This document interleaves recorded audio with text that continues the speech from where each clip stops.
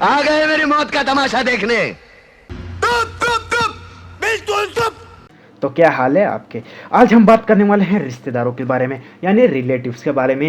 ये एक ऐसा सरदर्द है जिसे हम झंडू बम लगा के भी नहीं टाल सकते। मैं हर एक रिश्तेदार की बात नहीं कर रहा हूँ, मैं सिर्फ उन रिश्तेदारों की बात कर रहा हूँ जो साल भर पता नहीं कहाँ गायब हो जाते हैं। और साल के एक ऐसे दिन आएंगे जिस दिन तुम्हारी पूरी कहां से आते हैं तरीके से लगी पड़ी होगी। उसी दिन वो आएंगे, सबसे पहले बैठेंगे, चाय पानी करेंगे, फिर उसके बाद जो शुरू होगा मैं बताता हूँ। तो आप ही की तरह मैं भी बहुत एक्साइटेड हूँ इस वीडियो में। बढ़ते हैं इस वीडियो पे। तो जैसे ही रिश्तेदार आपके घर में आएंगे, पहले बैठेंगे, चाय पानी करने के बाद उनकी नज़रें इधर उधर घूम रही होंगी और उनकी नज़रें किसी को नहीं, बस तुमको ढूंढ रही होंगी। और जैसे ही तुम मिल जाते हो फिर तो कुछ अच्छी नहीं। पहले तो तुम्हें बुलाएंगे। सबसे पहला सवाब, जिंदगी उजड़ी पड़ी है, जिंदगी के लगे पड़े हैं, जिंदगी में कुछ बुरा चल रहा है, कुछ नहीं पूछेंगे। सबसे पहला सवाल उनका यही होगा, बेटा क्या कर रहे हो। हम अपनी आंखें नीचे झुका के, सर नीचे झुका के उनसे बड़े प्यार से कहते हैं हम ये कर रहे हैं, वो कर रहे हैं। लेकिन जैसे ही हम उन्हें बोलते हैं तो तुरंत मम्मी की किचन से आवाज आ जाती है, निठल्ला बेटा है, पूरे दिन काम नहीं करता, बस घूमता रहता है। नहीं, मैं बोल रहा हूँ ना, मैं बोल रहा हूँ, आपको बोलने की क्या जरूरत है। फिर उनका शुरू हो जाता है। वो पहले तो हमारे साथ केबीसी खेलना चालू करते हैं। कौन बनेगा करोड़पति नहीं, कौन बनेगा सी का मतलब तुम समझ जाओ, मुझे ज़्यादा डिटेल में समझाने की ज़रूरत नहीं है। तो हमारे साथ वो केबीसी खेलेंगे। सबसे पहले एक ऐसी केबीसी खेलेंगे जिसमें हमारा दिमाग और दिल बिल्कुल चला जाएगा, एक ऐसी जगह चला जाएगा जहाँ से निकालना हमें बहुत मुश्किल होगा। उससे उस गली का नाम है टेंशन की गली। पहले ही हम इतने टेंशन में और वो आते हैं, हमें और टेंशन में डाल के चले जाते हैं ना। हमको फिर उससे भी कोई दिक्कत नहीं, वो आधे घंटे तक जो वो सुनाएंगे फिर हम वो सुनेंगे। फिर जैसे ही थोड़ा मौका मिलता है वो थोड़े शांत होते हैं, हम उठ के निकल जाए। लेकिन नहीं, फिर तुरंत किचन से आवाज़ आती है, बैठ ले, कहाँ जा रहा। फिर यही जो टेंशन की गली में रहना ही है आधे घंटे तक चलता रहेगा। पर आधा घंटा जैसे ही बीत जाने के बाद हमको थोड़ा मौका नज़र आता है कि वहाँ से निकल जाए। तो उनका एक ही सवाल होता है, बेटा कहाँ जा रहे हो। इतना उनका कहना नहीं होता। किचन से फिर आवाज़ आती है, कहाँ जा रहा है।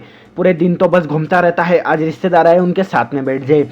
बस इतना उनका कहना होता है कि वो फिर से अपना केबीसी खेलना चालू कर देते हैं। और इस बार तो इतनी लंबी केबीसी खेलते हैं कि 1 घंटा पूरा बीत जाता है और उनके केबीसी में सिर्फ एक लगा होता है। वो सवाल भी वही पूछेंगे, जवाब भी वही देंगे कि मेरे बेटे ने ये किया, मेरे बेटे ने वो किया, मेरे बेटे ने इतने झंडे गाड़े, मेरे बेटे ने इतने मार्क्स ले, मेरा बेटा ऐसा है, मेरा बेटा वैसा है।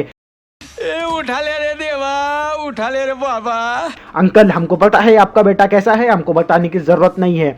फिर जैसे ही केबीसी राउंड 2 ख़त्म होगा, फिर जैसे ही 1.5 घंटे बाद हमको निकलने की वहाँ से चुल मचेगी।